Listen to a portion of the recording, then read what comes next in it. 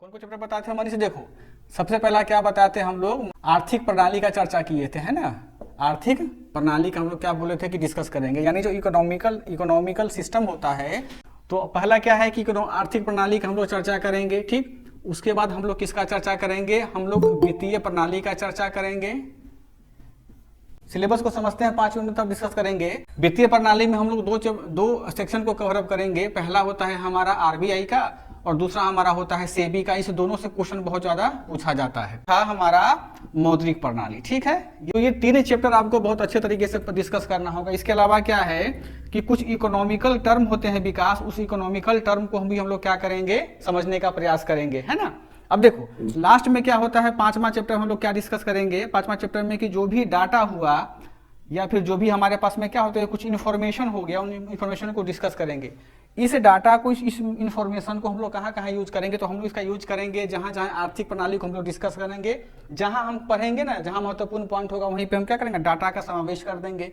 जहाँ वित्तीय प्रणाली पढ़ेंगे वहीं पर हम डाटा का समावेश कर देंगे, है ना। या फिर जहाँ पर हम मौद्रिक प्रणाली पढ़ेंगे वहीं पर डाटा का समावेश कर देंगे। इसको अलग से नहीं पढ़ेंगे, है ना।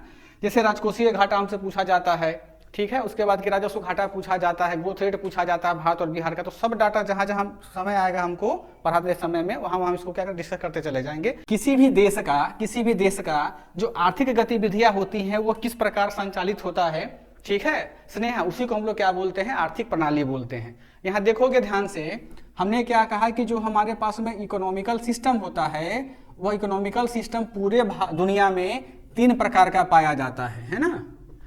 आप लोगों में से मैक्सिमम लोग जानते होंगे चंद्रशेखर, कौन कौन पाया जाता है। देखो पूरी दुनिया में कहीं भी घूमिएगा तो 3 ही प्रकार का आर्थिक प्रणाली पाया जाता है। मतलब क्या, सबसे पहला प्रकार का हो जाता है, उसको हम लोग बोलते हैं पूंजीवादी आर्थिक प्रणाली, यानी इसको क्या बोलते हैं, कैपिटलिस्ट इकोनॉमिकल सिस्टम। आगे देखते हैं यह क्या होता है। फिर देखो, फिर सेकेंड सबसे महत्वपूर्ण होता है हमारा, वह होता है सामाजिक आर्थिक प्रणाली, ठीक है, यानी सोशलिस्ट इकोनॉमिकल सिस्टम जो हम लोग पढ़ेंगे। अब तीसरा होता है इसका, उसको हम लोग क्या बोलते हैं, पल्लवी, मिश्रित आर्थिक, इसको कहते हैं मिक्स्ड इकोनॉमिकल सिस्टम। अब देखो यहाँ पर ध्यान से, हमको इसी को देखो, इकोनॉमी पढ़ने के लिए यदि इसी तीनों टर्म को समझ लोगे अच्छे तरीके से तो हमारा इकोनॉमी चैप्टर खत्म हो जाता है। सबसे पहले हम समझते क्या है कि हमारा जो पूंजीवादी आर्थिक प्रणाली है, वह पूंजीवादी आर्थिक प्रणाली आखिर कहते किसको है। वर्ड से स्पष्ट होता है क्या, विकास की वैसा देश जहां पर किसका प्रधानता हो, पैसे का प्रधानता हो। पूंजीवादी का क्या मतलब कि ऐसा देश की अर्थव्यवस्था, वैसी देश की अर्थव्यवस्था जहां जो किसे चलता हो, जहां पे पैसा बहुत अफराद पैसा हो, यानी वहां पे सरकार नहीं चला रहा हो, वहां सरकार कौन चला रहा हो, कैपिटलिस्ट चलवा रहा हो। आप देखते हैं ना आपके आसपास में कौन सा, यूके हो गया, यूएसए हो गया, जर्मनी हो गया, स्विट्जरलैंड हो गया, जितने भी बड़े बड़े आर्थिक रूप से संपन्न देश हैं वो सब किस में आते हैं, पूंजीवादी आर्थिक प्रणाली के अंतर्गत आते हैं। अब ये पूंजीवादी आर्थिक प्रणाली आखिर होता क्या है, देखो इसी को हम लोग एक और नाम से जानते हैं, उसको हम लोग बोलते हैं फ्री ट्रेड सिस्टम। इसको क्या कहते हैं, इसको हम लोग बोलते हैं फ्री ट्रेड सिस्टम, यानी इसको हम लोग क्या बोलते हैं, मुक्त व्यापार प्रणाली। मुक्त व्यापार प्रणाली, इसको समझो क्या ध्यान से, पूछा जाता है कि निम्नलिखित में से कौन मुक्त व्यापार प्रणाली का एग्जाम्पल, उदाहरण प्रस्तुत करता है। ऑप्शन दे देगा पूंजीवादी, सामाजिक और मिश्रित। इसको समझो ध्यान से, मुक्त व्यापार का क्या मतलब हुआ कि एक ऐसा देश का व्यापारिक व्यापार प्रणाली, देश का चंद्रशेखर ऐसा व्यापार प्रणाली जहां पर क्या हो, व्यापार बिल्कुल बाधा मुक्त हो, बाधा मुक्त हो, किसी प्रकार का जो टैरिफ होता है वह टैरिफ हमसे अननेसेसरी नहीं लिया जा रहा हो, ठीक है। अब जरा बताओ कि जिस देश में चंद्रशेखर की मुक्त व्यापार होगा, जिस देश में मुक्त व्यापार होगा, वहां पर पावर किसके पास में होगा, पावर मार्केट के पास में होगा कि गवर्नमेंट के पास में होगा, पावर मार्केट के पास में होगा। यानी जो कैपिटलिस्ट इकोनॉमिकल सिस्टम होता है चंद्रशेखर, वहां पे जो पावर होता है वह पावर किसके पास में होता है, मार्केट के पास होता है। इसलिए देखिएगा कि अमेरिका गवर्नमेंट हो गया, यूके का गवर्नमेंट हो गया, उसके बाद की जर्मनी का गवर्नमेंट हो गया, इसकी सरकार ज्यादा नीति नहीं बनाती है, नीति सरकार बनाएगा केवल अपने सामाजिक कल्याण के लिए। बाकी जितने भी इकोनॉमिकल नीति है वह नीति कौन बनाता है, तो वहां के बड़े बड़े जो कॉर्पोरेट घराने हैं वह बनाता है। 2 पॉइंट हमको क्या मिला कि पूंजीवादी आर्थिक प्रणाली में क्या होता है स्नेहा, इसको हम लोग मुक्त व्यापार प्रणाली, यानी इस प्रणाली में हमको किसी प्रकार का अतिरिक्त टैक्स नहीं देना होता, एक टैक्स का स्लैब बांधा हुआ है, उसी से हम क्या करते हैं, व्यापार करते हैं, ठीक है। और दूसरी बात क्या कि इसमें पावर कहां होता है, पावर, ये सबसे इंपॉर्टेंट पॉइंट है। यूपीएससी लगातार इसको 2009-10 में कंटिन्यूसली पूछा हुआ था कि किस इकोनॉमिकल सिस्टम में जो पावर होता है वह मार्केट में सेंट्रलाइज्ड होता है, तो यही किसी पे होगा, कैपिटलिस्ट में होगा। समझ में आ गया। अब यहाँ पर देखो कि पावर जब हमारे पास मार्केट में रहेगा, मनीष, जब पावर हमारे पास में मार्केट में होगा इकोनॉमी का, तो इसको हम लोग किस नाम से जान सकते हैं, और मार्केट इकोनॉमिक सिस्टम का, है ना। इसको एक और नाम से जानते हैं, किस नाम से जानते हैं, मार्केट इकोनॉमिक सिस्टम, यानी बाजार आर्थिक प्रणाली। आर्थिक प्रणाली। उत्तराखंड लोक सेवा आयोग और मध्य प्रदेश लोक सेवा आयोग ने इस प्रश्न को पूछा था। उत्तराखंड ने पूछा था 2008 में पूछा था, और एमपी ने इसको पूछा था 2009 में, है ना। ये काफी इंपॉर्टेंट क्वेश्चन है। तो इसके हमको ये 4 नाम हमको ध्यान से रखना है, समझने का प्रयास करना है। अब जरा बताओ, यदि हमारे पास में बाजार मुक्त होगा, और दूसरी बात क्या है कि हमारा इकोनॉमी कैसा होगा, मार्केट बेस्ड होगा पहले, तो वहां पर पावरफुल कौन होगा, वहां पर पावरफुल कौन होगा। जरा बस सोचने वाली बात है कि किसी भी मार्केट में यदि मार्केट कैसा हो, मार्केट वहां इकोनॉमिकल मजबूती हो, मजबूत, वहां आर्थिक रूप से मजबूत हुआ हो, तो उस मार्केट में सबसे ज्यादा पावरफुल कौन होता है, सबसे ज्यादा पावरफुल होता है हाँ, कंज्यूमर, उपभोक्ता। यह भी ध्यान रखने वाली बात है, यानी मोस्ट पावरफुल कौन होता है, कंज्यूमर। ये सारे तुमको देखो, अभी होता क्या कि अभी इतना डीप पे तो हम नहीं पढ़ा सकते, समय मेरे पास नहीं है। हम यह मान के चलते कि आप लोग थोड़ा बहुत इकोनॉमी जानते होंगे बेस तरीके से, तो जो इंपॉर्टेंट सेक्शन है उसको हम लोग कवर अप करने का कोशिश करते हैं, उसे कोशिश कर रहे हैं कि आपको हम थोड़ा डीप में भी जाकर के समझाएं। देखो, मोस्ट पावरफुल कौन होता है, यहाँ पर कंज्यूमर होता है, यानी क्या होता है, उपभोक्ता होता है।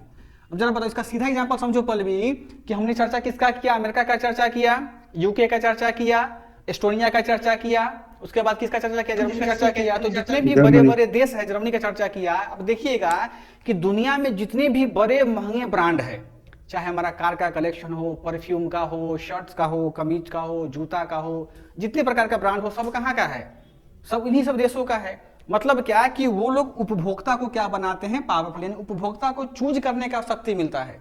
पूंजीवादी आर्थिक प्रणाली में उपभोक्ता क्या करते हैं, फ्री रूप से किसी प्रोडक्ट को चूज कर सकते हैं अपने हिसाब से, ठीक है। अब देखो, जब उपभोक्ता हमारा क्या होगा, पावरफुल होगा पल्लवी, यानी उपभोक्ता कैसा हो, उपभोक्ता उस समय राजा होता है, यानी क्या होता है, in the capitalist economical system consumer is behave like king. ध्यान रखिएगा कि उपभोक्ता क्या होता है, राजा जैसी शक्ति का भोग करता है। उपभोक्ता राजा की शक्ति का उपयोग करता है। ये काफी इंपॉर्टेंट है, राजा यानी किस आर्थिक प्रणाली में उपभोक्ता के पास राजा जैसी शक्ति होती है, तो हम क्या बताएंगे, हम इसको यही बताएंगे, पूंजीवादी आर्थिक प्रणाली में। यहां तक कोई दिक्कत। अब देखो, इसका ये तो चीजें हो गई हमारा। अब भी पूछा जाता है कि पूंजीवादी आर्थिक प्रणाली का जो स्वरूप होता है वह स्वरूप कैसा होता है ना। सिंपल सी बात है, स्वरूप का मतलब होता है इसका डायमेंशन कैसा होता है, इसका डायमेंशन होता है लोकतांत्रिक। यहां ध्यान रखिएगा, हमारे पूरे दुनिया में 2 ही प्रकार के ऐसे आर्थिक प्रणाली है जहां का सिस्टम कैसा होता है, डेमोक्रेटिक होता है पल्लवी। पहला पूंजीवादी का और दूसरा किसका होता है, हमारा मिश्रित आर्थिक प्रणाली में। इसी 2 जगह पाया जाता है लोकतंत्र, बाकी इसमें जो है ना, इसमें लोकतंत्र नहीं पाया जाता है। इसको थोड़ा सा और समझने का प्रयास करते हैं। यहां तक कोई दिक्कत विकास, आगे चलें जी सर। देखो, अब चूंकि पूंजीवादी आर्थिक प्रणाली का स्वरूप लोकतांत्रिक होता है, यह अपने आप में एक अपवाद है, इसको हम अपवाद कह सकते हैं, ठीक है। अब यहां पर देखो ध्यान से कि जब पूंजीवादी आर्थिक प्रणाली में सबसे ज्यादा पावरफुल कौन होता है, उपभोक्ता होता है। उसको नचाता कौन है, तो जो बड़े बड़े पूंजीपति घराने हैं वो उसको नचाता है।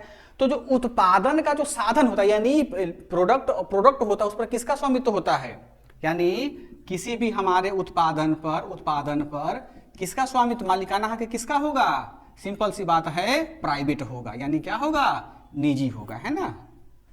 क्योंकि पूंजी से कौन खेलता है, पूंजी से पब्लिक, वहां का कॉर्पोरेट खेलता है, तो वहां पर क्या होगा, उत्पादन पे किसका पावर होगा, हमारा प्राइवेट कंपनीज का। इसलिए देखिएगा कि जितने भी बड़े बड़े पूंजीपति देश हैं या पूंजी प्रधान देश है, वहां पर क्या होता है, वहां पर हमने पहले ही बताया ना कि जितनी भी नीतियां होती है, जितनी भी योजनाएं होती है, वो कौन मोड़ता है, वह मोड़ता है वहां के लोकल पूंजीपति वर्ग, है ना। ठीक है, यहां तक कोई दिक्कत किसी को। देखो, अब इसके एग्जाम्पल्स कौन कौन एग्जाम्पल लिख लो, क्योंकि ये पूछा जाता है। लिख लीजिए, संयुक्त राज्य America, United kingdom, Germany, Singapore, New Zealand, Ireland, जल्दी लिख लेना, थोड़ा समय कम है, Ireland, Canada, Denmark, Taiwan, Estonia, Switzerland. काफी महत्वपूर्ण बात अभी डिस्कशन कर रहे हैं। सोचिए चंद्रशेखर कि यदि पूंजीवादी अर्थव्यवस्था कहीं पर होगा, कहीं पर भी होगा पूंजीवादी अर्थव्यवस्था, वहां पर हमको लाभ क्या मिलेगा और हमको हानि क्या होगा। चूंकि आपको फंसाएगा बीपीएससी यहीं पर किसी भी कैपिटलिस्ट इकोनॉमी में पहले भी बताओ तो क्या क्या हो सकता है, सोच के बोलो, कोई बड़ा चीज नहीं है, काफी आसान चीज है। देखो सबसे पहला बात क्या होगी, पूंजीवादी आर्थिक प्रणाली में, आर्थिक प्रणाली का जो नकारात्मक प्रभाव होगा वह क्या होगा, निगेटिव इंपैक्ट क्या होगा, विकास बताइए। तो सबसे पहले क्या होगा कि क्लास क्लैश क्या होगा, बढ़ेगा, यानी वर्ग संघर्ष क्या होता है, बढ़ेगा। आप देखेंगे ना अमीरी गरीबी में क्या होगा, हमेशा वहां पर झगड़ा होता रहेगा, ठीक है। दूसरा बात क्या होगा हमारा, इनकम इनक्वालिटी होगा, यानी इसको क्या बोलते हैं हिंदी में, आय का असमानता होगा, ठीक है। उसके बाद क्या होगा कि जो प्रोडक्ट होगा हमारा, हाँ प्रोडक्ट जो हमारा प्रोडक्ट कैसा होगा, प्रोडक्ट हमारा सेंट्रलाइज्ड होगा, यानी उत्पाद कैसा होगा, उत्पाद हमारा केंद्रीकृत होगा। यही तीन सबसे क्या होता है, सबसे नकारात्मक प्रभाव होता है, सबसे महत्वपूर्ण प्रभाव होता है किसका, पूंजीवादी आर्थिक प्रणाली का। क्या होता है समझो ध्यान से कि किसी भी पूंजीवादी देश में आप देखेंगे, अमेरिका जो लिखवाए हैं उसमें क्या होगा, वर्ग संघर्ष होगा, यानी अमीरी गरीबी का बहुत वहां झगड़ा होगा। दूसरी बात क्या होगा कि कोई वर्ग बहुत ज्यादा अमीर होगा, कोई वर्ग क्या होगा, बहुत ज्यादा गरीब होगा, ठीक है। दूसरा बात क्या होगी, उत्पादन का जो साधन होता है, जैसे कि हम लोग साबुन यूज करते हैं, फ्रिज यूज करते हैं, टेबल यूज करते हैं, कुछ भी यूज करते हैं कंज्यूमर का, उसमें क्या होता है कि उसका मालिकाना हक किसके पास में रहेगा, हमारा पूंजीपति के पास में रहेगा। जैसे अभी क्या है कि आपके भारत में एक कंपनी है, उस कंपनी का नाम है अडानी, ठीक है। हम लोग जो भी पढ़ रहे हैं या फिर जो भी सिंपल जीवन जी रहा है, उनका लगभग 60% जो भी बेसिक नीड होता है ना, बेसिक जरूरत होता है दैनिक यूज का, वो अडानी के प्रोडक्ट से पूरा हो रहा है। तेल यूज करते हैं सरसों का, वो अडानी का यूज करते हैं, साबुन यूज करते हैं, सब कुछ आज वही खरीद लिया हुआ है। एक उनकी कंपनी है, कंपनी का नाम है बिल्मर, है ना, WILMER बिल्मर। देखिएगा सरसों के तेल से लेकर के स्नो पाउडर सब कुछ वही बनाता है। तो कई आलोचक जो होते हैं, यहाँ तक कि अमर्त्य सेन जो भारत का सबसे बड़े अर्थशास्त्री, उन्होंने यह कहा है कि हमारा हिंदुस्तान, सबको पता है कि मिश्रित आर्थिक प्रणाली हमारे यहाँ, लेकिन हमारा हिंदुस्तान क्या हो रहा है, मिश्रित आर्थिक प्रणाली से कहाँ मूव कर रहा है, हमारा पूंजीवादी आर्थिक प्रणाली में। अडानी, अंबानी, ये कौन है, रुइया, फिर कौन है, पूनावाला, एक तो कौन है, टाटा, उसके बाद बिरला। यही जो 5-6 अमीर का घराना है, यही हमारे देश की इकोनॉमी को क्या कर रहा है, चला रहा है। समझ गए? यानी अब हमको क्या पूछेगा कि हमारा हिंदुस्तान का जो इकोनॉमी है, इकोनॉमी क्या हो रहा है, मिश्रित अर्थव्यवस्था से कहां स्विच कर रहा है, पूंजीवादी आर्थिक प्रणाली की ओर। लेकिन यह आपको किसी किताब में नहीं मिलेगा लिखा हुआ, क्यों, क्योंकि यह हमारे लोकतंत्र को हत्या करने के बराबर हो जाएगा यह स्टेटमेंट। लेकिन जो विदेश के अर्थशास्त्री हैं वह इस बात को कह रहे हैं। नतीजा यह है कि हमारा इंडिया का जो मिक्स्ड इकोनॉमिकल सिस्टम है चंद्रशेखर, वह कहां स्विच हो रहा है, वह स्विच हो रहा है हमारा पूंजीवादी आर्थिक प्रणाली की ओर। इसको आगे हम अभी और डिस्कस करें, जैसे शेयर मार्केट पढ़ेंगे ना अभी इसी क्लास में, तो देखिएगा इसको कैसे वो इंटरलिंकिंग होता है। ये समझ में आ गया सबको, पूंजीवादी आर्थिक प्रणाली क्या होता है। सर इसमें एक ये बता दीजिए, हाँ, ये उत्पाद केंद्रीकृत होता है, इसका क्या मतलब। उत्पाद केंद्रीकृत का मतलब हुआ कि एक ही व्यक्ति साबुन बना रहा है, एक ही व्यक्ति तेल बना रहा है, एक ही व्यक्ति परफ्यूम बना रहा है, एक ही व्यक्ति हर चीज का उत्पादन कर रहा है। इसी को बोलते हैं केंद्रीकृत होना, यानी एक ही व्यक्ति में सब उत्पाद को समा जाना, इसी को बोलते हैं केंद्रीकृत हो जाना। ठीक है, चले आगे। सामाजिक आर्थिक प्रणाली आखिर होता क्या है, सिंपल सा बात है, एकदम सिंपल सा बात है सामाजिक आर्थिक प्रणाली में। यानी सामाजिक आर्थिक प्रणाली किसी भी देश की अर्थव्यवस्था का वैसा आर्थिक प्रणाली होता है जो सामाजिक न्याय और समानता पर क्या होता है, आधारित होता है। यानी this type of economical system based on किस पर, सोशल जस्टिस एंड इक्वालिटी। यानी इसको क्या बोलेंगे, सामाजिक न्याय और किस पर, और समानता पर क्या होता है, आधारित होता है। अब यहां देखो ध्यान से, कई बार इकोनॉमी को हम लोग पढ़ने के क्रम में क्या समझते हैं कि जो चीज लिखा गया हुआ है और जो चीज हम पढ़ते हैं वह दोनों में कहीं तालमेल नहीं होता है। चीज को समझिए ध्यान से। हमने क्या बताया कि सामाजिक आर्थिक प्रणाली जो होता है पल्लवी, वह सामाजिक न्याय पर आधारित होता है और असमानता लिख दी है, और किस पर आधारित होता है, समानता पर। यानी सबको क्या देगा, वो सबको समानता का अधिकार देगा। हमने पढ़ा है, ऐसा किताब में लिखा है, हम यही पढ़े हैं, आपको भी हम ही पढ़ा रहे हैं। ठीक है। दूसरा बात इसमें क्या कह रहा है कि जितने भी प्रॉपर्टी होंगे, जितने भी प्रॉपर्टी होंगे, वह प्रॉपर्टी 100% किसका होगा, वह प्रॉपर्टी होगा 100% गवर्नमेंट का, गवर्नमेंट। अब एक चीज सोचो पल्लवी कि पूरा का पूरा प्रॉपर्टी, वहां का जमीन, पानी, पहाड़, पर्वत, हाथी, घोड़ा, कुत्ता, बिलाई, आदमी, शेर, सब कुछ किसका प्रॉपर्टी हो जाएगा, गवर्नमेंट का। तो क्या वह व्यक्ति कभी सामाजिक न्याय कर पाएगा, नहीं कर पाएगा। क्या वह व्यक्ति कभी समानता दे पाएगा, नहीं दे पाएगा। लेकिन देखोगे हमारे यहाँ विश्व में एक देश, उस देश का नाम है साउथ कोरिया। है ना। साउथ कोरिया पूरी दुनिया में सबसे बेस्ट एग्जाम्पल है हमारा किसका, सोशलिस्ट इकोनॉमिकल सिस्टम का। जब क्या था कि जब कोरियाई संघ साथ में थे उसकी बात नहीं करें, जब कोरिया दक्षिण कोरिया और उत्तर कोरिया अलग हुआ ना, तो दक्षिण कोरिया में जाइएगा तो वहां का कोई भी प्रॉपर्टी आपको इन्हें बोलिए कि मेरा घर है मेरा जमीन, कुछ नहीं, सब प्रॉपर्टी किसका है, सरकार का है।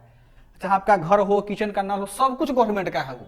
लेकिन साउथ कोरिया क्या है कि अपने पब्लिक को क्या कर रहा है, सामाजिक न्याय दिया। आप देखेंगे साउथ कोरिया में वहां के लोगों का जीवन प्रत्याशा बहुत हाई है, एजुकेशन बहुत हाई है, वहां का बेरोजगारी तुमको बहुत कम मिलेगा, लोगों को हर जगह समानता मिला हुआ, अमीर गरीब का कहीं भेद नहीं है वहां पर। बहुत बेस्ट कंट्री है पूरी दुनिया का साउथ कोरिया, ठीक है। एक तो हो गया समाजवादी का वो। दूसरा हमारा एग्जांपल क्या है कि चाइना भी जो है वह, चाइना भी क्या है, हमारा समाजवादी कंट्री का एग्जांपल समाजवादी आर्थिक प्रणाली का क्या माना जाता है, एग्जांपल माना जाता है। अब जरा बताओ तो पल्लवी, क्या चाइना इसको इंप्लीमेंट कर रहा है, जो चीज हम यहाँ पर लिखे नहीं कर रहे हैं। तो अभी क्या है कि दो टर्म होता है कि सामाजिक आर्थिक प्रणाली में, समझो ध्यान से कि यह सामाजिक न्याय और समानता पर पूर्ण रूप से आधारित होता है। इसमें तुम कभी चोरी नहीं कर सकते हो, ध्यान रखिएगा। चोरी होता है पूंजीवादी आर्थिक प्रणाली में, और चोरी कहां पर होता है, हमारा मिश्रित आर्थिक प्रणाली में। इसके अलावा और कहीं इसमें तो खैर चोरी होने का संभावना ही नहीं है, ठीक है, क्योंकि ये बेस्ट ही है इसी पर। आया समझ में। अब देखो, लेकिन हमारा दक्षिण कोरिया होगी, दक्षिण कोरिया एक अपवाद ही, वो उसका सोचिए अलग है। लेकिन जो हमारा चाइना हो गया, ठीक है, इसका एक और अच्छा एग्जांपल हो गया कौन, उसका एग्जांपल देखो, आपके पड़ोसी देश है, उसका देश का नाम क्या है, श्रीलंका। अब देखिए हुई है कि श्रीलंका में जो भी इकोनॉमिक क्राइसिस आया है मनीष, उसका सबसे बड़ा कारण क्या है कि 2009 से ही श्रीलंका सरकार जितना भी नीति बनाया है उसको क्या किया, वो अपने आप नीति बनाया, किसी से पूछा नहीं है। पढ़े हैं ना हम लोग उसमें श्रीलंका क्राइसिस में, यानी श्रीलंका सरकार को मदद करने वाला उसके पास कोई IAS अधिकारी लोग नहीं जो उनको बता पाए, यानी उनके पास कोई थिंक टैंक नहीं है जो उनको सही मार्गदर्शन दे पाए। नतीजा क्या था, वो कोलैप्स हो गया। लेकिन साउथ कोरिया जो है अभी तक क्या अपने आप को स्टेबल किया हुआ है, किसमें, सोशलिस्ट आर्थिक प्रणाली के एस्पेक्ट्स में, ठीक है। अब देखो, किसी भी प्रॉपर्टी का यदि गवर्नमेंट को कब्जा रहेगा तो वह क्या करेगा, पल्लवी सोचने वाली बात है, वह क्या करेगा, मूल्यों का क्या करेगा, मूल्यों का निर्धारण करेगा ना, यानी डिटर्मिनेशन कौन करेगा, गवर्नमेंट करेगा। इसलिए देखिएगा कि साउथ कोरिया में चाहे आपको फल लेना हो, सब्जी लेना हो, हाथी लेना, कुछ खरीदना होगा तो सबका रेट फिक्स है, चाहे साउथ कोरिया के किसी प्रोविंस में चले जाओ। हमारे इंडिया में ऐसा है, यहाँ कश्मीर में सेब कम दाम में मिलता है, बिहार में सेब क्या महंगा दाम में मिलेगा, क्यों, नतीजा क्या है कि हमारे यहाँ जो प्रोडक्ट है उस प्रोडक्ट पर किसका आधिपत्य है, सरकार का भी है और किसका है, प्राइवेट का भी, तो दोनों मिल के नियम बनाते हैं। कई बार क्या होता है कि यह जो होता है सामाजिक आर्थिक प्रणाली किसी भी देश के आर्थिक विकास में बहुत मदद करता है, लेकिन जब इसका एक भी पारा गड़बड़ होता है तो वह देश को धरातल में डाल देता है, नीचे बिल्कुल। एग्जाम्पल कौन सा, हमारा श्रीलंका है। समझ में आ गया, पूंजीवादी और ये क्या नाम है, समाजवादी। सर रूस कौन सा होगा सर, वो भी तो इसी में आएगा, किसमें, रूस मिक्स्ड है, रूस मिक्स्ड है। आ रहे हैं, इसको खत्म कर देंगे ना तब पूछना हमसे रूस, उसका रूस जो होता है ना जन से का, ये क्या नाम है, निजेश, वो एग्जाम्पल है हमारा मिश्रित आर्थिक प्रणाली का, ठीक है। रूस हो गया, मेक्सिको हो गया, प्यूर्टोरिको हो गया, जितने भी अच्छे अच्छे देश हैं सब इसी का एग्जाम्पल है। अब देखो मिश्रित आर्थिक प्रणाली क्या है, मिश्रित आर्थिक प्रणाली में देखो क्या होता है कि यह किसी देश का ऐसा आर्थिक प्रणाली होता है जिसमें प्राइवेट कंपनी और सरकारी कंपनी क्या करता है, साथ मिलकर के अपना इकोनॉमिकल एक्टिविटी को करता है, ठीक है। यानी यह क्या है, समझो ध्यान से, इसमें कौन कौन होता है, प्राइवेट और प्लस गवर्नमेंट कंपनीज क्या होती है, मिल करके अपना नियम बनाती है। कौन सा नियम, इकोनॉमिकल रूल्स। आर्थिक नीति जो भी बनाएगा कौन बनाएगा, सरकार भी बनाता है और गवर्नमेंट, दोनों आपस में मिलकर बनाता है। तो मिश्रित आर्थिक प्रणाली बेसिकली वैसा आर्थिक प्रणाली है जिसमें सरकारी के साथ साथ निजी व्यक्तियों का भी क्या होता है, निजी वस्तुओं पर स्वामित्व होता है। यानी इस पर जो भी प्रॉपर्टी हमारा होगा उस प्रॉपर्टी पर किसका आधिपत्य होगा चंद्रशेखर, एक हमारा गवर्नमेंट का, दूसरा किसका होगा, हमारा प्राइवेट का होगा। और एक ऐसा भी प्रॉपर्टी होगा जिस पर किसका प्रॉपर्टी हो, ये होगा, पावर होगा, यानी गवर्नमेंट और प्राइवेट दोनों का क्या होगा, उसका हिस्सा होगा। इसी को हम लोग क्या बोलते हैं पल्लवी, PSU। को फिर से बता देते हैं क्या कि मिश्रित आर्थिक प्रणाली में, ये थोड़ा सा लंबा है इसलिए समझ लो। मिश्रित आर्थिक प्रणाली में क्या होता है, जो संपत्ति होता है उस संपत्ति में 3 प्रकार का मालिक होता है। पहला क्या, उस संपत्ति के या तो सरकार मालिक होगा, कोई बात नहीं, ठीक है।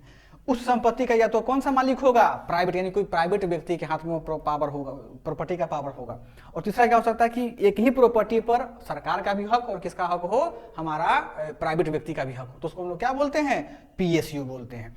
जैसे समझो ध्यान से, राजस्थान में बहुत सारे राजमहल हैं, अभी केरा इसका शादी हो रहा है, क्या नाम उसका है, कियारा आडवाणी और हाँ, सिद्धार्थ का सर। किरिया अडवाणी और उनका सिद्धार्थ जी का शादी हो रहा है, कोई जैसलमेर फोर्ट में शादी हो रहा है, ठीक है। वो फोर्ट उदयपुर में। हाँ, उदयपुर में उनका फोर्ट है, तो वो किसी राजा ने बनवाया था 12वीं शताब्दी में। तो अब राजा के जो वंशज है, उस राजा के वंशज क्या कर रहे हैं, उसको चला रहे हैं। लेकिन राजस्थान में बहुत सारे ऐसे बड़े बड़े महल हैं जिस पर कि प्राइवेट, ये एक ही महल पे सरकार का भी हिस्सा है और किसका हिस्सा है, हमारा प्राइवेट हिस्सा भी है ना। तो ऐसे बहुत सारे प्रॉपर्टी हमारे इंडिया में मिल जाते हैं।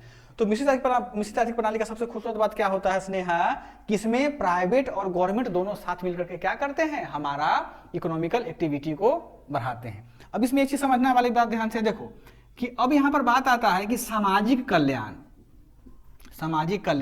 यानी जो हमारे पास में सोशल वेलफेयर होगा, वह सोशल वेलफेयर करने का जिम्मेदार किसके पास में होता है, सरकार के पास में होता है। और एक और टर्म हमारे पास में होता है कि उपभोक्ता वस्तुओं का निर्माण, यानी जो कंज्यूमर गुड्स होता है, वह गुड्स कौन उत्पादित करता है, वह उत्पादित करता है प्राइवेट कंपनी, ठीक है। अब देखो, एक नया जब से पीएसयू का कॉन्सेप्ट आया है तब से एक और प्रोडक्ट मेरे पास में आ गया है, क्या कि आप एक प्रकार का जो सर्विस होता है, वह सर्विस, उस सर्विस को क्या कर सकते हैं, गवर्नमेंट भी दे सकता है एक ही बार में, और क्या प्राइवेट दोनों मिलकर के दे सकता है। समझो ध्यान से, पहले भी हमने क्या बताया कि किसी भी मिश्रित आर्थिक प्रणाली में जो सामाजिक कल्याण होता है, वह पूर्ण रूप से योजना कौन बनाता है, मेरे भारत में सरकार बनाएगा, बहुत अच्छी बात है। लेकिन जो कंज्यूमर गुड्स होता है, जैसे उपभोक्ता साबुन, तेल, मोबिल, ये सब कौन बनाता है, ये प्राइवेट कंपनी बनाएगा। लेकिन कुछ ऐसे भी प्रोडक्ट होते हैं, कुछ ऐसे भी सेवाएं होती हैं जो सरकार और प्राइवेट लोग मिल करके चलाते हैं। इसका एग्जाम्पल अभी हाल में देखो, कल या परसों शायद तेजस्वी यादव गए थे वहां एनआईटी घाट में, वहां एक जहाज पड़ा हुआ है, उस जहाज का नाम है MV गंगा, नाम सुने होंगे। वहां क्या है, 300 रुपया दीजिए और क्या कीजिए, वहां पर जहाज में बैठ के, मतलब फ्लोटिंग रेस्टोरेंट है एक तरह से, वो वहां पर अपना घूमिए फिरिए। अब देखिए कि MV गंगा जो है, इसको 2007 में बिहार सरकार ने दक्षिण भारत की कंपनी से 2 करोड़ रुपया में खरीदा था। 2 साल यानी 2009 तक चला, उसके बाद बंद कर दिया, इसको लॉस लग गया।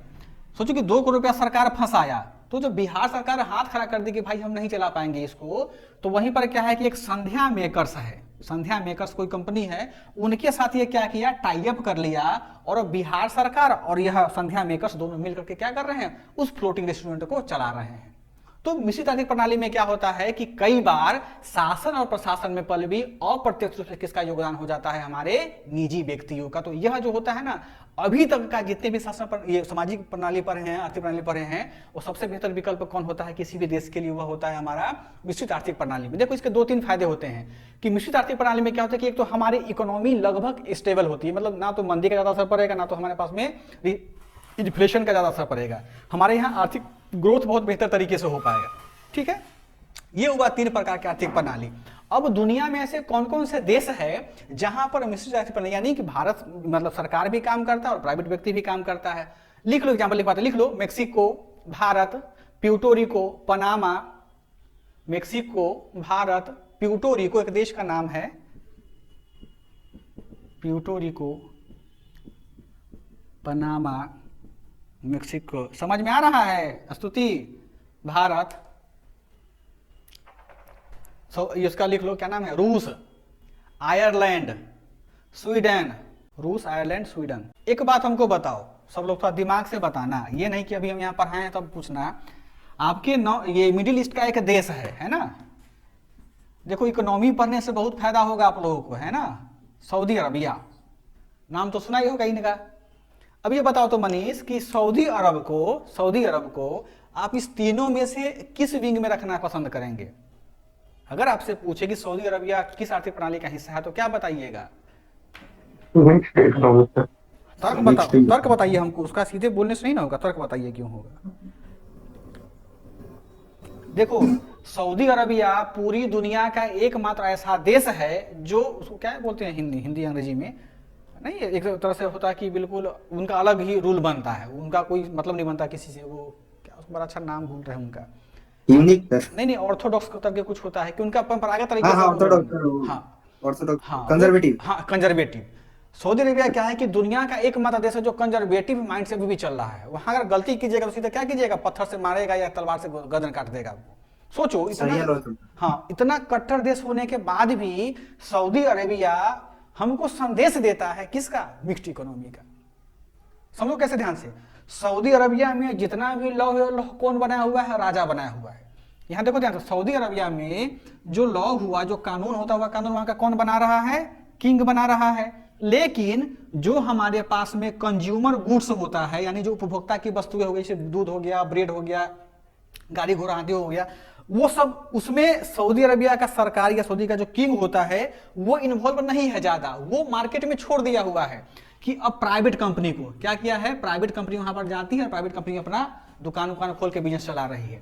अब सोचो कि कितना वहां का सऊदी अरबिया का मतलब टाइट है, वहां का किंग का रेगुलेशन। उसने बताया है कि दुनिया में जब तक सूरज रहेगा, दुनिया में जब तक सूरज रहेगा तब तक सऊदी अरबिया में एक रोटी का कीमत कुछ दिनार वहां का रखा गया हुआ, नहीं बढ़ सकता रोटी का दाम। उनका कहना है साफ साफ कि हमारे यहाँ कोई भी व्यक्ति भूखा नहीं सोएगा, चाहे आप बर्गर एक्सप्रेस का या जो भी बड़े बड़े कंपनीज होते हैं उन सब कंपनी को बोल दिया तुमको जो प्रोडक्ट बेचना है तुम बेचो, लेकिन रोटी का दाम फिक्स कर दी है, जब तक रहेगा सूरज तब तक वो रोटी का दाम फिक्स रहेगा। एक बहुत अच्छा संदेश हुआ किसका, हमारे सऊदी अरबिया देश का। तो सऊदी अरबिया क्या है पूछा जाता है कई बार पीटी में, किसका एग्जाम्पल हो जाएगा, विश्व प्रणाली का हो जाएगा। समझ में आएगा यहाँ तक सबको, पता है जो महत्वपूर्ण है उस टॉपिक का नाम है राष्ट्रीय आय। ठीक है, क्वेश्चन यहां से पूछता है।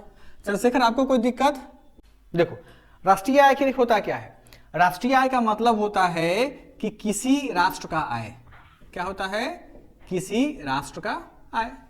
ठीक है, अब देखो किसी भी राष्ट्र का जो आय होगा वह किसी भी राष्ट्र का आय कहां होगा, तो उसके सीमा के भीतर, सीमा के भीतर। ठीक है, सीमा का क्या मतलब हो गया, उसका जो बॉर्डर होता है उसको क्या बोलते हैं, लीगल बॉर्डर बोलते हैं, टेरिटरी सर। नहीं लीगल बॉर्डर के भीतर। ठीक है, अब समझो ध्यान से, किसी भी देश का जो राष्ट्रीय आय होता है वो राष्ट्रीय आय क्या होता है कि जो देश का अपना नक्शा होता है तो उस नक्शे के भीतर में जो भी इकोनॉमिकल एक्टिविटी हम लोग करते हैं अंदर, या फिर हम व्यापार करते हैं अपने देश के पड़ोसी देशों के साथ में, तो जो भी लेन देन होता है कट छाट कर घटाव गुना भाग करके देखेंगे कैसे कैसे होता है वो, उसी को हम लोग क्या बोलते हैं, राष्ट्रीय आय बोलते हैं। राष्ट्रीय आय किसी भी देश का हमको यह बतलाता है कि वह देश कितना ज्यादा समृद्ध है। यहां ध्यान रखना कि जिस देश का राष्ट्रीय आय यानी नेशनल इनकम जितना अधिक होगा उस राष्ट्र का, उस राज्य में रहने वाले लोगों का प्रति व्यक्ति आय भी उतना ही क्या होगा, अधिक होगा। क्यों? क्योंकि जो इकोनॉमी का जो डिस्ट्रीब्यूशन होता है, इकोनॉमी का डिस्ट्रीब्यूशन वह पब्लिक टू पब्लिक होना शुरू हो जाता है। समझो ध्यान से, जिस भी राष्ट्र का नेशनल इनकम अधिक होगा वहां पर पब्लिक का भी क्या होगा, राष्ट्रीय प्रति व्यक्ति आय बहुत अधिक होगा। एग्जाम्पल देख लो ध्यान से, जैसे कि कतर, मलेशिया है ना, डेनमार्क, ठीक है, उसके बाद कौन सा हो गया, दुबई। देखते हैं ना सिवान के लोग सब कहाँ कमाने जाता है, दुबई चला गया, कतर चला गया। और सिवान में ऐसा कोई भी गांव नहीं जहां तुमको फूस का मकान मिलेगा, हर जगह पक्का का मकान मिला। कारण जानते हो क्या है, क्योंकि दुबई, कतर या सऊदी में क्या है कि वहां का राष्ट्रीय आय ही बहुत अधिक है। नतीजा क्या है कि वहां काम कीजिए पैसा आपको भरपूर मिलता है। तो डिपेंड करता है कि किसी भी देश की समृद्धि, किसी भी वहां के देश में रहने वाले लोगों की समृद्धि का अनुमान कैसे निकालते हैं चंद्रशेखर, निकालते हैं हम लोग राष्ट्रीय आय पर। तो राष्ट्रीय आय निकालने का 4 तरीका होता है। राष्ट्रीय आय को निकालने से पहले हम उस 4 टर्म को समझेंगे, तब जाके हम राष्ट्रीय आय तक पहुंच पाएंगे। ठीक है, यही बच्चा फंसता है, इसको समझो ध्यान से क्या होता है। हमने कहा कि राष्ट्रीय आय को पढ़ने से पहले हमको इन 4 टर्म को समझना बहुत जरूरी होता है। उसके बाद हम क्या करेंगे, तब हम समझेंगे कि राष्ट्रीय आय आखिर होता क्या है। देखो सबका नीता अलग अलग वर्ड हो गया, देखो ये जीडीपी हो गया, ये इसको एनडीपी कहते हैं, ये जीएनपी हो गया, वो एनएनपी हो गया। आपको पेपर में जब क्वेश्चन पूछेगा आपसे तो देखना कि क्या लिखा हुआ है। आप पेपर में पढ़ते हैं ना अखबार में कि जी बिहार राज्य का सकल घरेलू उत्पाद इतना हो गया, ग्रॉस डोमेस्टिक प्रोडक्ट इतना हो गया, वो आखिर होता क्या है। बहुत सारे बच्चे तो इसमें जानते होंगे, बहुत सारे बच्चे इसको नहीं जानते होंगे, है ना। तो जो जानते हैं उसका भी रिवीजन हो जाएगा, और जो नहीं जानते होंगे तो अच्छी बात है कि थोड़ा सीख लेंगे वो लोग। ठीक, देखो सबसे पहले हम चर्चा करते हैं कि what is meant by GDP. ठीक है मनीष, जीडीपी आखिर हमारा होता क्या है। देखो जी का मतलब क्या हो गया है, ग्रॉस, है ना। डी का मतलब हो गया डोमेस्टिक, पी का मतलब लिखे हैं वही प्रोडक्ट। देखो ग्रॉस का मतलब होता है सकल, ठीक है। घरेलू, डोमेस्टिक का मतलब क्या हो गया, घरेलू, इसका मतलब हो गया उत्पाद। जीडीपी का जो फॉर्मूला होता है, जीडीपी का जो कॉन्सेप्ट होता है, वो इसी 3 हिंदी के वर्ड में समाहित किया गया हुआ है। देखो ध्यान से, सकल का क्या मतलब होगा, सकल का मतलब होता है पूरा या पूरी तरह से, या इसको यूं कह ले स्नेहा पूर्ण। सकल का क्या मतलब होता है? पूर्ण, पूरा या पूरी तरह से। डोमेस्टिक का मतलब क्या होता है? घरेलू, यानी घर के भीतर। घर के भीतर का क्या मतलब हो गया? अपने सीमा के भीतर। उत्पाद का मतलब वही उत्पाद का उत्पाद हो गया जो प्रोडक्ट हम यूज करते हैं। समझो ध्यान से क्या हो गया? यानी जीडीपी का मतलब हो गया नीता कि किसी भी देश के सीमा के भीतर एक दिए गए निश्चित अवधि में, किसी भी देश के सीमा के भीतर एक दिए गए अवधि में वस्तु और सेवाओं का, किसका? Goods plus goods and services, सेवाओं का क्या होता है? समग्र मौद्रिक मूल्य होता है। इसी को हम लोग क्या बोलते हैं? जीडीपी कहते हैं। समझ में आप लोगों को तो कुछ आया नहीं होगा, समझाते हैं, थोड़ा ध्यान से समझो। ध्यान से कहा कि इसको समझो जीडीपी, इसको नक्शा को समझोगे जीडीपी समझ में आ जाएगा। देखो हमने क्या कहा कि दिए गए वर्ष में वर्ष का मतलब क्या होता है? कोई वित्तीय वर्ष होगा। अब क्या होगा समझते हैं ध्यान से। कोई वित्तीय वर्ष होगा, दिए गए वर्ष में सीमा के भीतर। देख रहे हो कि जहां भारत का हमारा नक्शा हो गया उसी के भीतर का बात कर रहे हैं, बाहर नहीं निकलना हमको। उसी के भीतर में किसका? सेवा और वस्तु का समग्र मूल्य। सेवा क्या हुआ नीता? देखो यहाँ पर दिल्ली में जो सरकार बैठा हुआ है, इसको समझो ध्यान से। दिल्ली में जो सरकार बैठा हुआ है यानी भारत सरकार हो गया, हमको क्या करता है? कुछ सेवा देता है ना। क्या सेवा दिया? रेलवे से जाते रेलवे का टिकट कटवाते हैं, ठीक। सरकारी योजनाओं का लाभ लेते हैं, कुछ सरकार को पैसा देते हैं। सरकार का कुछ अपना कंपनी है, सरकार को क्या करते हैं? हम प्रोडक्ट खरीदते हैं, उसको सरकार का पैसा जाता है। सरकार भी तो एक प्रकार का व्यापारी है, ठीक। तो सरकार का जो भी प्रोडक्ट हुआ, जो भी प्रोडक्ट हम ए से जेड तक हुआ, उसको हमने क्या किया? हमने सेवाओं को खरीदा। प्लस क्या कि वस्तु, सरकार भी कुछ वस्तु का उत्पादन करती है। प्लस कि देखो बंबई में, गुजरात में, हर जगह कुछ ना कुछ उद्योग है ना जी, उद्योग है। उस उद्योग का कोई वस्तु उत्पादन होता है, उसको भी तो हम खरीद देते हैं। मान लो कि हम क्या किया, सरकार का सेवा का हमने क्या किया, 20 रुपया का सेवा हमने खरीद लिया, और जो सरकार का वस्तु हुआ, वस्तु हम खरीदे 30 रुपये का, 50 रुपये का खरीद लिया। यानी हम क्या किए? हम अकेला व्यक्ति हैं जो एक वित्तीय वर्ष में, यानी मान चलो कि 1 जनवरी से लेकर के 31 दिसंबर तक, यह डेट अब लिखिए, यह डेट होता नहीं वित्तीय वर्ष अलग होता है, हम बताएंगे आपको। 1 जनवरी से लेकर के 31 दिसंबर तक क्या किया? लगभग मेरे पास 365 दिन का समय हो गया। इस 365 दिन में हमने क्या किया नीता? हमने, एक व्यक्ति हैं हम, 50 रुपया का क्या किए? सरकार को योगदान दिए, वस्तु खरीद या सेवा खरीद करके। तो जितना पॉपुलेशन इंडिया का, देखती हो लगभग 1.25 आपके पास पॉपुलेशन, तो कुछ ना कुछ तो खरीदा होगा। तो सोचो कि कितना अमाउंट हो जाएगा वो। तो सोचो कि उसी को हम लोग क्या बोलते हैं? इसी को बोलते हैं जीडीपी। समझ में आ गया? यानी किसी एक वित्तीय वर्ष में घरेलू सीमा के भीतर वस्तुओं और सेवाओं का समग्र मौद्रिक मूल्य को हम लोग क्या बोलते हैं? जीडीपी बोलते हैं। आप सुने होइएगा, अपने अभी बजट पेश हुआ है, पढ़ते होइएगा ना कि सरकार 2 लाख करोड़ का बजट पेश किया। कि 2 लाख करोड़ आखिर आया, 2 लाख पैसा आया कहाँ से? जो बजट आया कहाँ से? बोलते कि जीडीपी का इतना, सरकार का जीडीपी इतना है, वो वास्तव में यही होता है।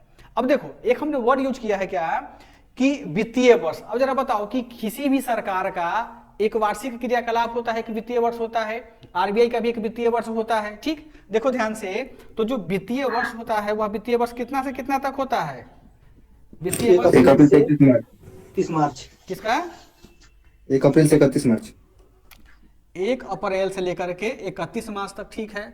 और आरबीआई का वित्तीय वर्ष कितना होता है? 1 जुलाई से 30 जून। उसका भी 1 जुलाई से 30 जून। भाई सब लोग बोलिए, जो भी क्लास में प्रेजेंट हैं माइक पर हाथ डाल के बोलिएगा, नहीं बोलिएगा तो नहीं सीख पाइएगा आप लोग, चीज को समझिए। आरबीआई का सेम है उसका भी। आरबीआई का कितना वित्तीय वर्ष होता है? आरबीआई का अलग है, मार्च तक ही है सर। नहीं सेम है, इसका भी पहले था, वो चेंज हो गया। आरबीआई का जो वित्तीय वर्ष है ना, वो भी अब 1 अप्रैल से लेकर के 31 मार्च तक है, ठीक है। ये जो है, यह जो चेंजिंग हुआ है, यह मार्च 2022 में बदल गया है। समझ में? 1 साल पुराना करंट अफेयर्स हो गया ये, समझे नहीं? ये पहले क्या था? पहले इसका जो था जुलाई से जून था आरबीआई का, लेकिन मार्च 2022 से क्या किया है आरबीआई का वित्तीय वर्ष कहां से कहां तक हो गया? काफी इंपॉर्टेंट है ये, 1 अप्रैल से लेकर 31 मार्च तक ये हो गया हुआ, इसको समझिएगा ध्यान से, ठीक। अब देखो, ये हमारा जीडीपी हो गया। तो जीडीपी जो होता है वह जीडीपी भारत सरकार के द्वारा क्या करता है? 3 महीने पर निकाला जाता है। जीडीपी की जो गणना होती है वह क्या होती है, त्रैमासिक होती है। देखो ध्यान से, इसकी जो गणना क्या होती है, इसकी गणना कैसा होगा, त्रैमासिक होता है। कौन करता है, सीएसओ, नाम तो सुना होगा इसका आपने, ये काफी इंपॉर्टेंट है कि जीडीपी की गणना कौन करता है, तो सीएसओ के द्वारा किया जाता है प्रत्येक 3 माह पर। समझ में आ गया नीता? ये सीएसओ जो है 1996 से लेकर के 97 तक से लगातार क्या कर रहा है, हमारा जीडीपी की गणना कर रहा है, कितना जीडीपी बढ़ा कितना घटा, वो सबका वित्तीय लेखा जोखा कौन रखता है, हमारा सीएसओ रखता है। ये समझ में आ गया जीडीपी? यस ये जो एनडीपी क्या होता है, नेट डोमेस्टिक प्रोडक्ट क्या होता है, कोई बता सकते हैं हमको? बहुत इजी चीज है ये सर। जीडीपी में से वो डिप्रिसिएशन हाँ, हटा देता है देखो जब भी हम जीडीपी में से क्या करते हैं, डिप्रेसिएशन को हटा देते हैं। इसका मतलब क्या, डिप्रेसिएशन का मतलब क्या हो जाता है, मूल्य सर। ह्रास। मूल्य कम होता है। देखो ध्यान से, जो नेट डोमेस्टिक प्रोडक्ट होता है, पहले भी क्या किया कि जीडीपी तो निकाल लिया हमने, हमको पता है कि 3 महीने में जीडीपी 2 लाख करोड़ रुपया का हो गया, मान लेते हैं, ठीक है। लेकिन भाई 3 महीने के बाद में, 3 माह के बाद में तो हमारे हो सकता है कि महंगाई कुछ डाउन हो, जो वस्तु अभी 10 रुपया का मिल रहा था वो वस्तु आने वाले समय में हो सकता है 8 रुपया का मिले, 9 रुपया का मिले, इसको ना बोलते हैं मूल्य ह्रास। तो उस मूल्य ह्रास के बाद में, वस्तु को क्या करते हैं, जब जोड़ते हैं पहले भी, उसी को हम लोग क्या बोलते हैं, मूल्य ह्रास। तो जब भी जीडीपी में क्या करते हैं, हम मूल्य ह्रास को घटाते हैं, तो उससे जो हमको प्रोडक्ट मिलता है उसको हम लोग क्या बोलते हैं, एनडीपी बोलते हैं। और इसका भी यूज हम लोग नेशनल इनकम में बहुत ज्यादा करते हैं, उसका महत्वपूर्ण भी होता है उसका यूज करना। यहां तक दिक्कत समझ में आया इसको? अब देखो, एक हमको और डिस्कस करना है क्या, कि ग्रॉस नेशनल प्रोडक्ट यानी जीएनपी, है ना। जीएनपी क्या होता है, ये काफी इंपॉर्टेंट है, इसको थोड़ा सा अच्छे से समझना। जीएनपी क्या होता है, जीएनपी जो होता है, देखो यहाँ पर ध्यान से, इसको यहाँ लिख देते हैं क्योंकि मेरा जगह नहीं है वहां पर। जीएनपी ग्रॉस नेशनल यानी सकल राष्ट्रीय, रस पे हम चले गए हुए हैं, सकल राष्ट्रीय उत्पाद यानी हमारे देश का पूरा उत्पाद कितना होगा, हम यहाँ पर रह रहे हैं सब, या विदेश में हम जो कमा खा रहे हैं वो भी सब हम जोड़ देंगे। इसका एक फार्मूला होता है, फार्मूला क्या होता है जीएनपी का, GDP plus X minus M. पढ़े हैं ना आप लोग? जी। स्तुति तो पढ़ी होगी, बताओ तो बच्चे। देखो जीएनपी का क्या मतलब हो गया, जब हम जीडीपी में क्या करेंगे, एक्स माइनस एम के प्रोडक्ट को क्या करेंगे, जोड़ देंगे, तो क्या हो जाएगा, हमारा जीएनपी निकल जाएगा। अब यह एक्स क्या होता है, एक्स क्या है, एम क्या है, दोनों को घटा के क्या करें। देखो हमने क्या बताया पल भी, कि हमने भारत का नक्शा बनाया था। जीडीपी कब निकाल रहे थे, कि जब हम भारत के भीतर भी प्रोडक्ट उत्पन्न कर रहे थे। लेकिन हमारे बहुत सारे ऐसे व्यक्ति हैं पल भी, कि जो बाहर में जाके क्या फैक्ट्री खोले हुए हैं, खोले हैं ना, और बहुत सारे वहां भी अपने प्रोडक्शन दे रहे हैं। और भारत में क्या है कि बहुत सारे ऐसे व्यक्ति हैं कि जो प्रोडक्ट अपना कंपनी खोला हुआ है, और यहाँ से पैसा कहाँ लेके जा रहा है, अमेरिका। जैसे अमेजन हो गया, है ना, अमेजन तो विदेशी कंपनी है, हमारे यहाँ बिजनेस करके पैसा वहां भेज रहा है। तो जब हम क्या करते हैं, जब हम भारत में अपना कमाया हुआ पैसा और विदेशियों के द्वारा कमाया गया पैसा को, इसको समझाते हैं। जब भारत का पैसा तो यहाँ हो गया, समझ में आ गया, भारत की सीमा के बाहर में हम जब पैसा को घटा बढ़ा करते हैं, उसको जोड़ते हैं, तो क्या बनता है, जीएनपी बनता है। अब देखो क्या होता है यहाँ पर, एक्स का जो मतलब होता है, वह एक्स का मतलब क्या होता है, कि देशवासी के द्वारा विदेशों में अर्जित आय। इसका मतलब क्या होता है, देशवासी द्वारा विदेशों में अर्जित आय। और यहां एम बराबर क्या हो जाएगा, विदेशियों द्वारा भारत में अर्जित आय, भारत में अर्जित आय। इसी को क्या बोलते हैं, जब इसमें से इसको घटा देंगे तो कुछ ना कुछ बचेगा। समझो फिर से ध्यान से, कि जीएनपी क्या होता है, कि जब हम जीडीपी में क्या करते हैं, देशवासियों के द्वारा जो हम अर्जित आय कमा रहे हैं, कहाँ, विदेश में, जो विदेश में काम कर रहे हैं सो, या और माइनस, कि विदेशियों के द्वारा जो हम अर्जित आय वहां कर रहे हैं इंडिया में, उसको घटा दिया। जैसे देखो यहाँ पर ध्यान से, जीडीपी मान लो कि यहाँ पर 2 लाख करोड़ रुपया हो गया, कोई हमारा इंडियन है जो विदेश में जाके फैक्ट्री लगा दिया या काम कर रहा है, वो हम मान लो टोटल आदमी क्या कर रहा है, टोटल मान लो 10,000 करोड़ रुपया का क्या किया, सेविंग किया, मतलब विदेश में मिला लिया। तो कुछ इंडियंस, कुछ विदेशी भी तो होंगे जो हमारे यहाँ काम करेगा। विदेशी क्या किया हमारे यहाँ, विदेशी हमारे यहाँ मान चलो कि 5,000 करोड़ रुपया कमाए, हो सकता है इसका अमाउंट अधिक भी हो सकता है, कम भी हो सकता है। तो क्या करेंगे, 10 में से हम 5 को क्या करेंगे, घटा देंगे, तो इसको जोड़ेंगे तो हमारा क्या बनेगा, तब मेरा जीएनपी निकल जाएगा। तो यह क्या हो सकता है, देखो अब जीएनपी जो होगा हमेशा क्या होता है, जीएनपी वह जीडी से क्या होगा, बड़ा होगा। जीडीपी क्या होगा हमेशा ये जीएनपी क्या होता है हमेशा जीडीपी से बड़ा होता है, इस चीज को समझिएगा ध्यान से, ठीक है। ये क्या होता है GNP always greater than GDP, ठीक। क्योंकि देखो हमारे यहाँ बेरोजगारी बहुत ज़्यादा है, हमारे यहाँ इंडियन बहुत लोग विदेश में काम कर रहे हैं, लेकिन विदेशी कंपनियां हमारे यहाँ कंपनी कोई क्यों लगाएगा?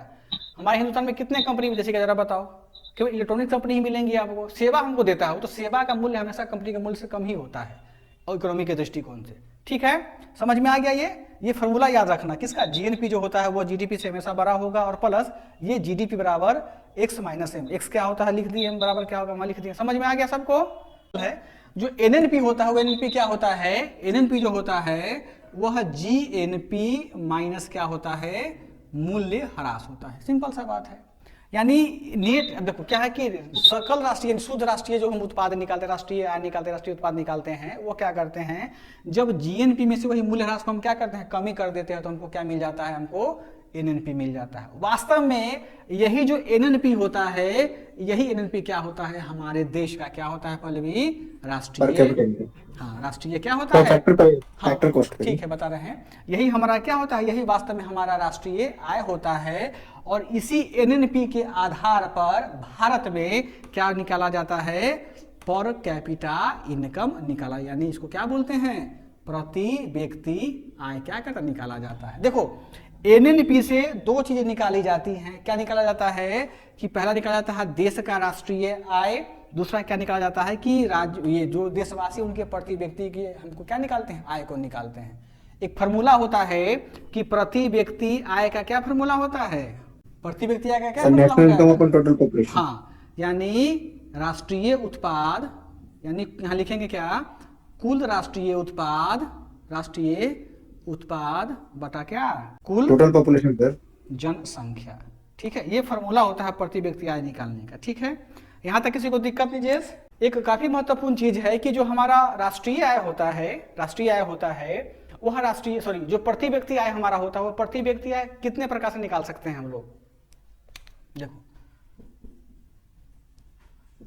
जो पर कैपिटा इनकम होता है वह इनकम जो होता है हम लोग दो प्रकार से निकाल सकते हैं, ठीक है। एक निकालते हैं हम लोग किस पर, कांस्टेंट प्राइस पर, इसको क्या बोलते हैं हिंदी में, स्थिर मूल्य बोलते हैं। और ये किस पर निकालते हैं हम लोग, करेंट पर, है ना, चालू खाता पर निकालते हैं, करेंट प्राइस पर या अकाउंट पर, है ना, चालू खाता या मूल्य पर निकालते हैं। ये पढ़ते होइएगा आप लोग, बराबर बुक में मिलता होगा।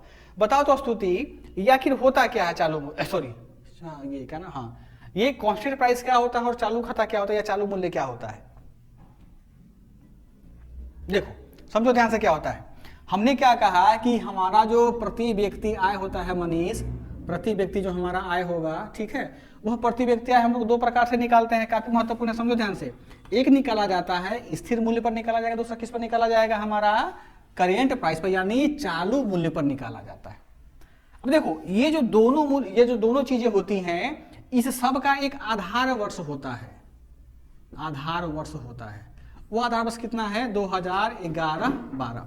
जैसे देखो आधार वर्ष का मतलब क्या, तो समझो ध्यान से, जैसे हम अपना विकास करते हैं ना कि भाई 2 साल पहले हमारी स्थिति कैसी थी और 2 साल बाद मेरी स्थिति कैसी हुई, हम गणना करते हैं, है ना। तो भारत सरकार भी है, भारत सरकार किसी का राष्ट्रीय आय गणना करने के लिए आधार वर्ष किसको बनाता है, 11 और 12 को। इसका मतलब हुआ नहीं था कि 2011 और 12 में भारत सरकार का जो हम लोग रह रहे थे प्रति व्यक्ति, उस समय लोगों का इनकम कितना था, कम रहा होगा, और 21-22 में अभी इनकम कितना है वो हमको क्या करते हैं, काउंट करते हैं।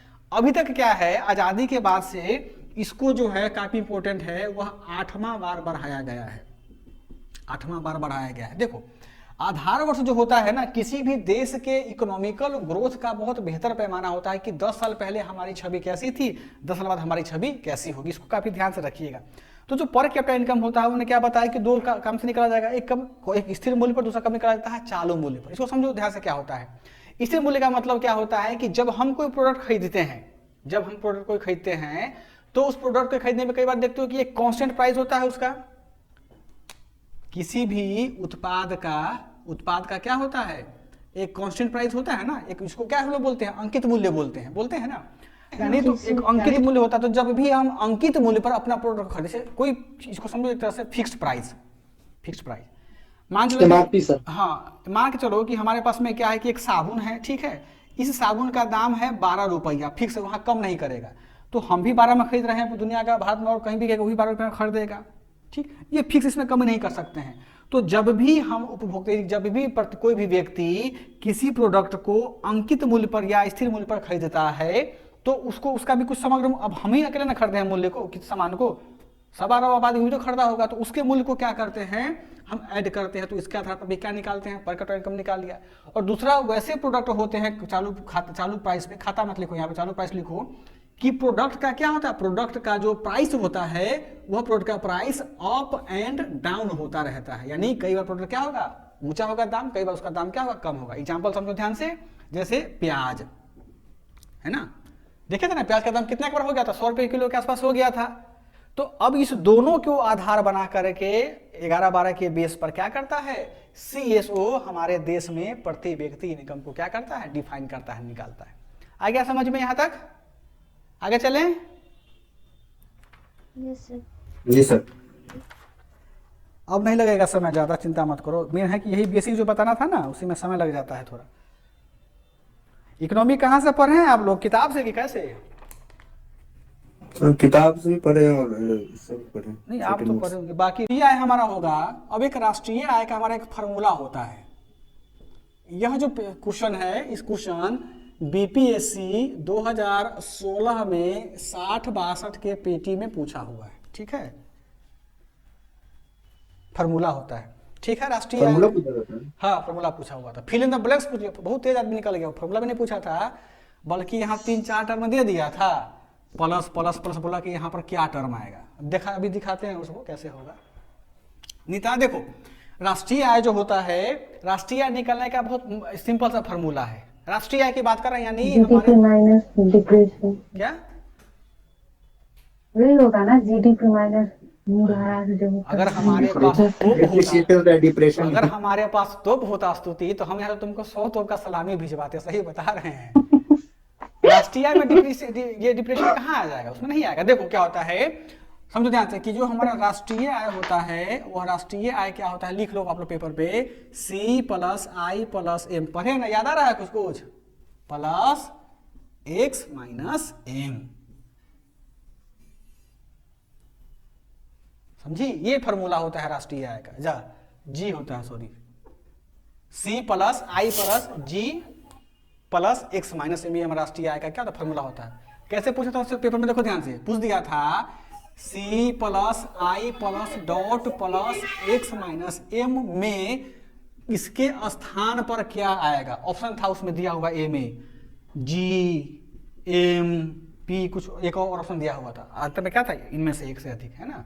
तो जो पढ़ेगा वही ना उसको बना पाएगा, ठीक है स्नेहा। देखो क्या है, अब ये C + I + M आखिर होता क्या है, इसको हम लोग कैसे पढ़ेंगे तो समझेंगे। देखो ये सबसे सिंपल वे है समझने का। देखो C का मतलब क्या होता है कि एक्सपेंडिचर ऑन कंज्यूमर। देखो C का मतलब क्या हो गया हमारा, उपभोग पर किया गया खर्च।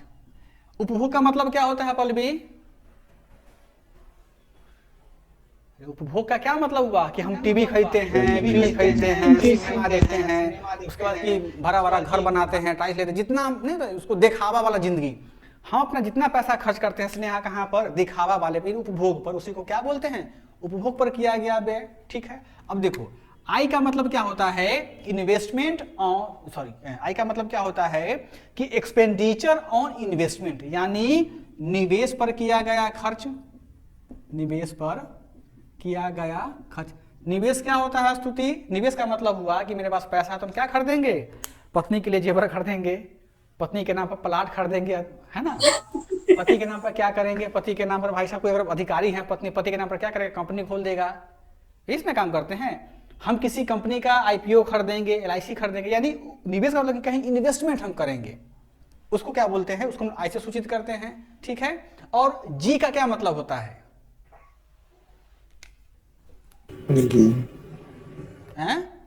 गेन होता है, गेन ऑन इन्वेस्टमेंट।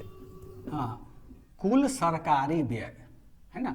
यानी हम चूंकि सरकार, हम किस में रह रहे हैं, पूंजीवाद, ये मिश्रित आर्थिक प्रणाली में रह रहे हैं, तो कुछ हम सरकार पर करेंगे ना, सरकार पर भी तो कुछ हमारा खर्चा होता है। कैसे सरकार मेरा खर्चा होता है, सरकार को हम टैक्स देते हैं, और टैक्स से कितने प्रकार से समझ सकती हैं। अब क्या हुआ, और x माइनस ए में क्या हो गया बताओ, शुद्ध, विदेशों से आने वाला पैसा। हाँ, शुद्ध नागरिक का आय। अब देखो स्तुति क्या हो गया, सिंपल सा बात है।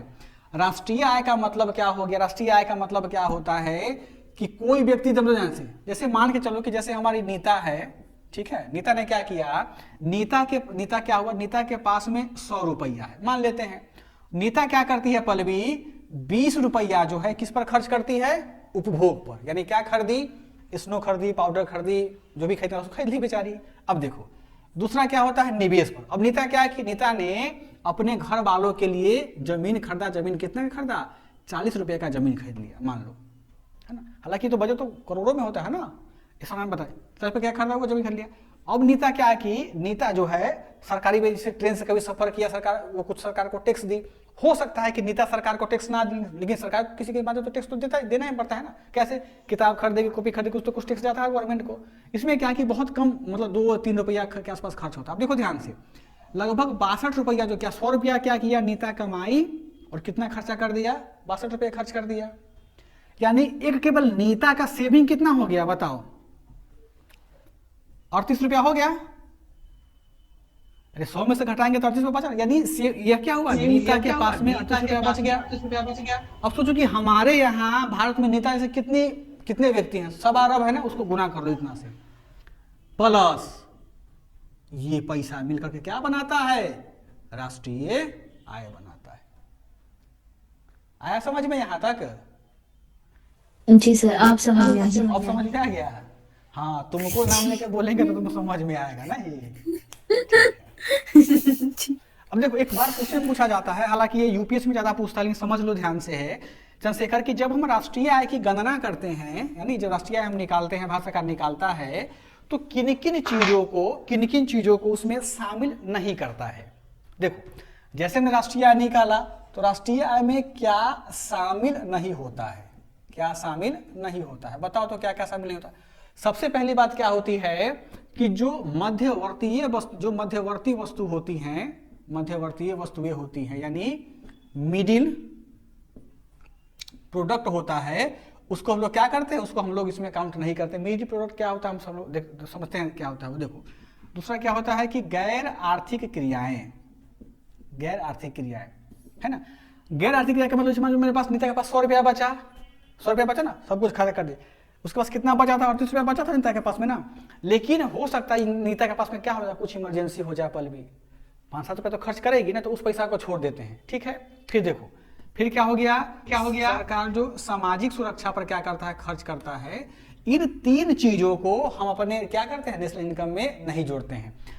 मतलब क्या हो गया, सरकार पेंशन देती है, सरकार भत्ता देती है, ये सब पूछेगा आपसे कि राष्ट्रीय आय में क्या नहीं शामिल किया जाता है, तो वही पेंशन भत्ता सब जोड़ करके लिखिएगा, ठीक है। भत्ता में क्या क्या भत्ता आता है, बेरोजगारी भत्ता।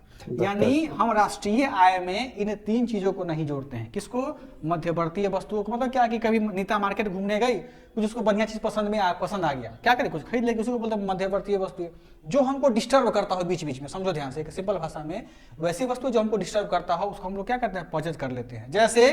जैसे अमेजन प्राइम देखते हैं ना, नहीं मन करा, कभी वर्ल्ड कप होता है तो क्या करते हैं, परचेज हम लोग कर लेते हैं, कुछ एक्स्ट्रा इनकम हम लोग निकल जाता है।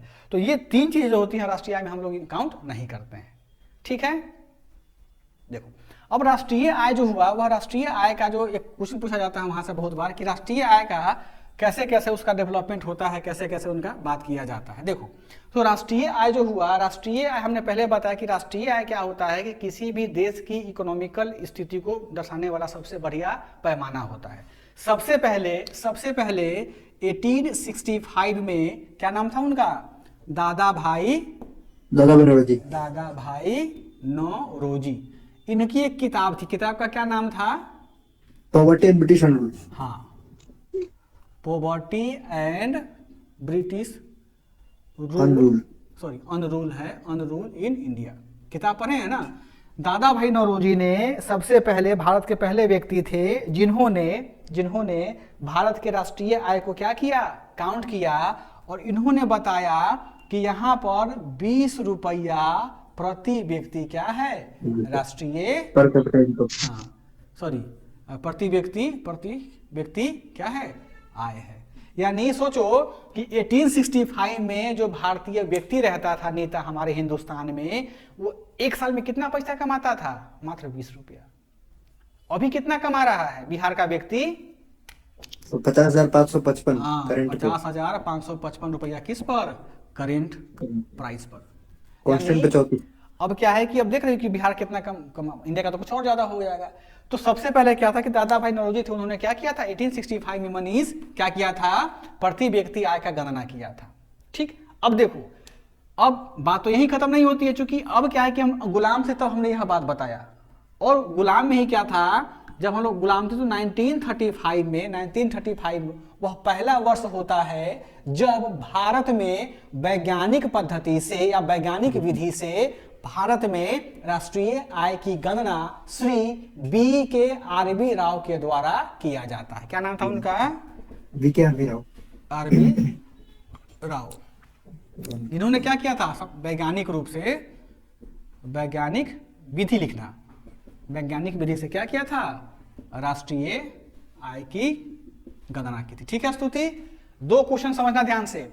सबसे पहला गणना कौन करता है, दादाजी, और वैज्ञानिक रूप से कौन करता है, राव जी। ठीक है, क्लियर हुआ यहां तक?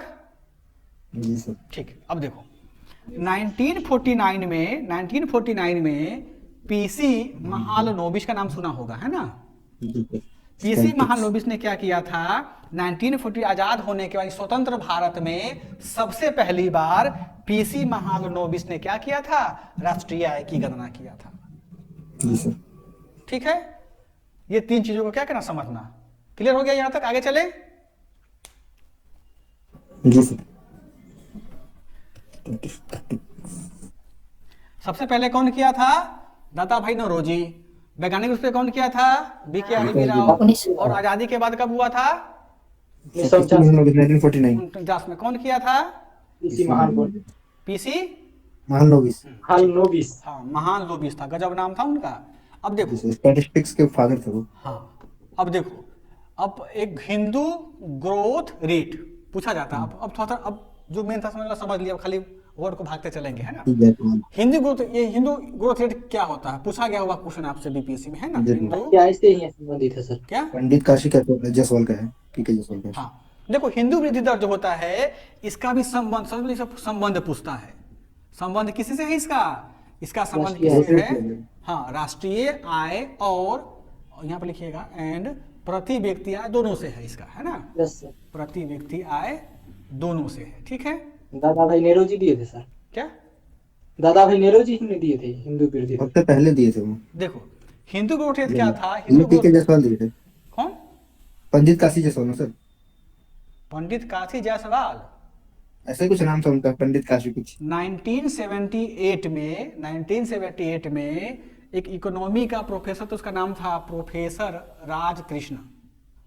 अच्छा राज, कहाँ पढ़ ली है काशी जायसवाल। हम कंफ्यूज हो गए थे इसमें सर, दरियागंज वाले में। देखो हिंदू ग्रोथ रेट क्या था कि 1978 में नीता रानी प्रोफेसर राजकृष्ण, इकोनॉमी के बहुत अच्छे जानकार थे, उन्होंने दिया था। राजकृष्ण अय्यर। हाँ राजकृष्ण अय्यर। अब ये है क्या, समझो ध्यान से, ग्रोथ रेट क्या है।